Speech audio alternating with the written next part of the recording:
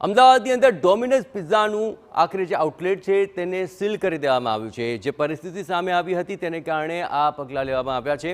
અમદાવાદ ઘાટલોડિયામાં જે ડોમિનોઝ પિઝાનું એકમ છે તે સીલ થઈ ગયું। કલાસાગર શોપિંગ સેન્ટરમાં એએમસીના હેલ્થ વિભાગની આ કાર્યવાહી। ગ્રાહકોને ટેબલ પર અપાતી સોસની બોટલમાં ફૂગ અંગે ફરિયાદ કરાઈ હતી। તપાસમાં અસ્વચ્છ સ્થિતિમાં ખાદ્ય પદાર્થો પણ જોવા મળ્યા હતા।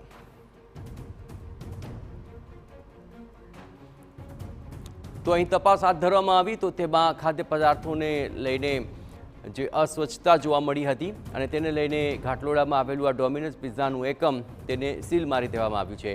આ તસવીરો આપ જુઓ કે જેમાં ડોમિનોઝ પિઝાની અંદર કઈ પ્રકારની ગફલત કરવામાં આવી હતી તે આખરે સ્પષ્ટ થઈ રહી છે। ગ્રાહકોને ટેબલ પર અપાતી સોસની બોટલમાં પણ ફૂગ મળી આવી હતી।